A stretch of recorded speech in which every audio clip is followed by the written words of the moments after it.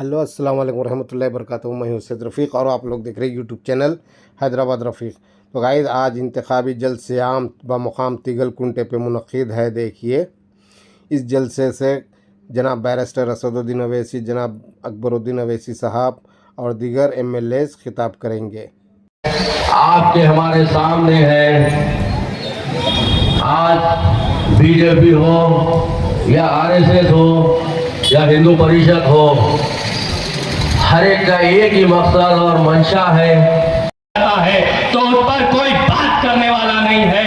अगर हमारी मजहबी शनाख्त को अगर कोई हिफाजत के लिए जिद्दोजहद मुल्क के अंदर कर रहा है, दोस्त की हैसियत से आकर ये कांग्रेस पार्टी जो मुसलमानों से वोट की भीख मांगती है, मैं पूछना चाहता हूँ क्या ये कांग्रेस पार्टी की मरकजी क़यादत सोनिया गांधी के वाली पार्लियामेंट में मौजूद नहीं थी?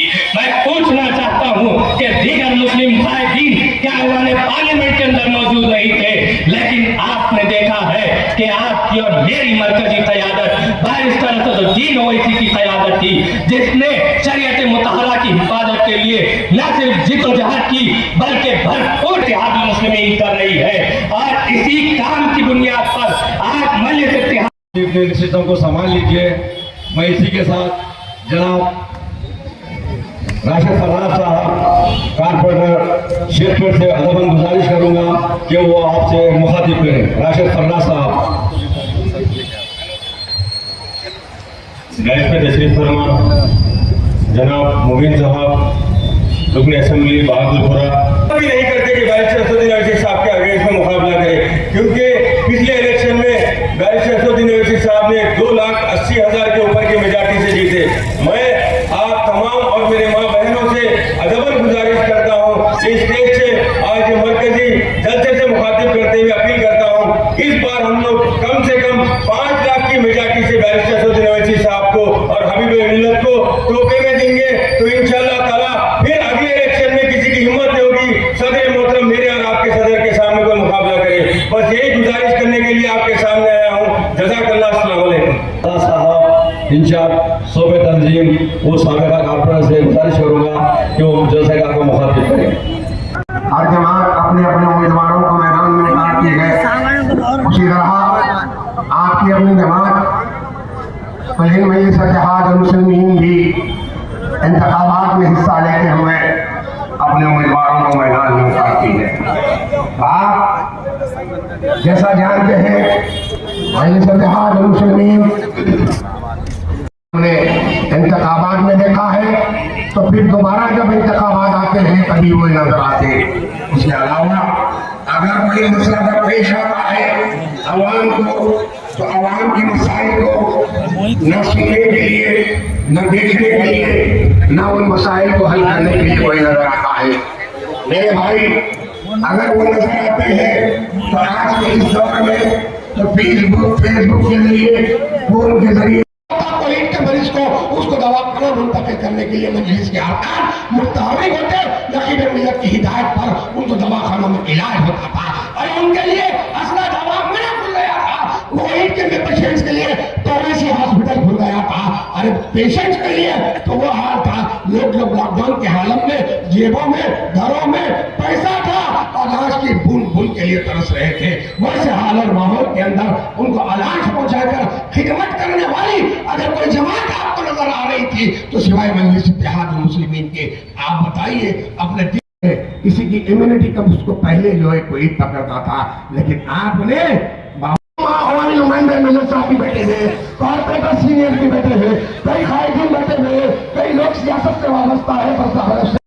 हबीब मिल्लत अकबरुद्दीन ओवैसी साहब के चलाए जाने वाले सालाना मिल्लत एजुकेशन ट्रस्ट के तहत जो स्कूल एक नहीं दो नहीं बल्कि 20,000 कौम के नौनिहालों को जेवर तालीम से मुफ्त टारगेट है कि 50,000 से ज्यादा कौम मिल्लत के नौनिहालों को वहां पर चीज को महसूस करो।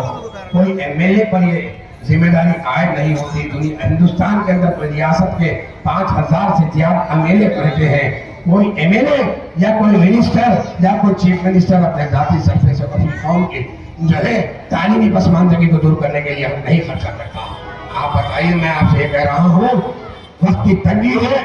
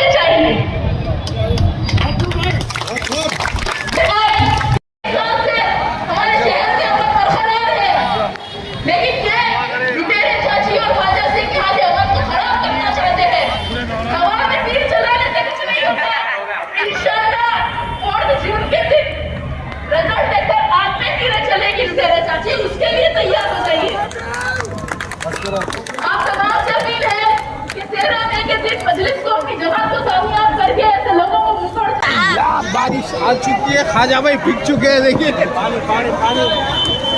अब मैं आली जनाब सैयद सोहेल खादरी अलमारूफ महमूद खादरी साहब कॉर्पोरेटर पत्थरगट्टी से अदबन गुजारिश करूंगा कि आपसे मुखातिब फरमाए। बैठिए, बारिश से कुछ होने वाला नहीं है, आपका इत्तेहाद कायम रखिए।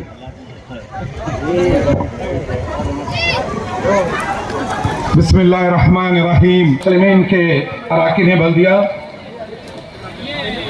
मंज़िल इत्तेहादुल मुस्लिमीन के साबिक़ ये ज़ालिम ताकतों को ये से बूंदाबांदी से या तूफानों से मस्जिद इत्तेहादुल मुस्लिमीन के खयूर नौजवान डरने और घबराने वाले नहीं है। और हिंदुस्तान में, आज के हिंदुस्तान में अगर हमको रहना है तो जिद्दोजहद करना होगा। आज के हिंदुस्तान में मुसलमानों को रहना है तो मुत्तहद और मुनज़्ज़म होकर ताकत का मुजाहरा करना होगा। थोड़ी सी बारिश में साया ढूंढने की कोशिश कर रहे हैं। याद रखिए, अगर पोलिंग के दिन बारिश होगी तो ये नजारा काम नहीं आएगा। मेरा भाई, निकल के अपने कोट का इस्तेमाल करना होगा कि मंज़िल इत्तेहादुल मुस्लिमीन की अपनी एक मिजाज है कि हक के चले वो हमसे जिसे सरअज़ीज़ हो, हक के चले हमसे जिसे सरअज़ीज़। जनाब, ये इलेक्शन हमारे बिहार का इलेक्शन है। ये इलेक्शन सारे हिंदुस्तान के मुसलमानों की ताकत का इलेक्शन है। ये हैदराबाद का एक इलेक्शन नहीं है। ये इलेक्शन सारे मजलूमों का इलेक्शन है। ये हैदराबाद के सदर बैरिस्टर असदुद्दीन अवैसी साहब का इलेक्शन नहीं है। ये इलेक्शन उन मजलूमों का इलेक्शन है जो 13 तारीख के दिन मुंतज़िर रहेंगे मुसलमान कि हमारी ताकत कहाँ है। याद रखिए, आज हिंदुस्तान कायदीन को गोशानशीन कर दिया जा रहा है। तमाम के ऊपर इल्जाम लगाए जा रहे हैं। एक बेबाक आवाज है, एक निडर आवाज है, एक बेबाक कायद है, एक बेबाक सदर है जो सारे हिंदुस्तान के मुसलमानों की, दलितों की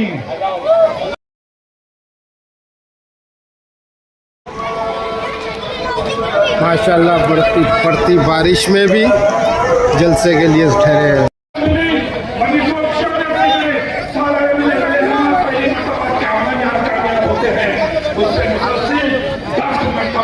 मंज़िल इत्तेहादुल मुस्लिमीन शहर हैदराबाद से मुसलसल जीत रही है। तो एक दिल में जाने से नहीं होती है तो एक आवाज को मुत्तहद और मुनज़्ज़म होकर एक कोट का इस्तेमाल करिए। याद रखिए मेरे भाई, अगर ये सोचे कि मेरे कोट में क्या होगा, सारे हिंदुस्तान को नजर डालेंगे तो रोज हम मर रहे हैं। सारे हिंदुस्तान को नजर डालेंगे तो हमारा खून बहा जा रहा है, हमारी माँ बहनों की अज़मत रेज़ी की जा रही है। अगर हम हिंदुस्तान के हालात पर नजर डालते हैं तो रोज हम मर रहे हैं। मेरी माँ बेटी खैर महफूज है, मेरे बच्चे खैर महफूज है। ऐसे हिंदुस्तान के अंदर एक जिद्दोजहद करना होगा जिस तरीके से हिंदुस्तान की आज़ादी में जो मुसलमानों ने मुत्तहद जिद्दोजहद करके दिल्ली से लेके मौजूदा लाहौर तक हमारी लाशें थी, लेकिन लाशें थी, वैसी जिद्दोजहद करने का वक्त आया है। अपने हक को हासिल करने के लिए, नौनिहालों के मुस्तकबिल को संवारने के लिए। याद रखिए, अगर हम खामोश बैठेंगे तो अंदाजा लगाएंगे हमारी आने वाली नस्ल क्या जवाब देंगे हमको। तो मुत्तहद और मुनज़्ज़म रहकर अपने कोट का इस्तेमाल करिए। बहुत सारे मुक़र्ररीन हैं, मैं आप तमाम से इजाजत लेते हुए कि हमें को हिंदुस्तान के अंदर हम कुएं खोद रहे हैं, हम पे पानी हराम कर दिया जा रहा है। तो याद रखो मेरे भाई, थोड़ी सी बूंदाबांदी पे साया ढूंढने वालों, निकलो, कल वक्त आने वाला है। मुत्तहद और मुनज़्ज़म होके, एकजुट होके अपने एक कोट का इस्तेमाल करिए। 13 तारीख के दिन एक कोट साहब बैठिए, मैं आप लोग पूरे अपने अपने चेहरों पे बैठिए।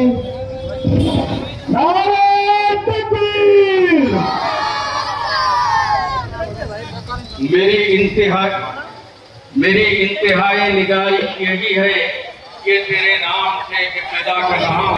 कानून साज काउंसिल अली जनाब मिर्जा रहमत बेग साहब, अली जनाब मिर्जा रियाजुल हसन आफंदी साहब, मजलिस इत्तेहादुल मुस्लिमीन के कॉर्पोरेटर्स, सुदर मुतमदीन इब्तिदाई मजालिस इत्तेहादुल मुस्लिमीन, बुजुर्गान मिल्लत, नौजवान साथियों, अजीज नौनिहालों, और जहां तक मेरी आवाज जा रही है, घरों में बैठकर सुनने वाली पर्दानशीन इज्जतदार मेरी माँ और बहनों, अस्सलाम वालेकुम रहमतुल्लाहि व बरकातुहू।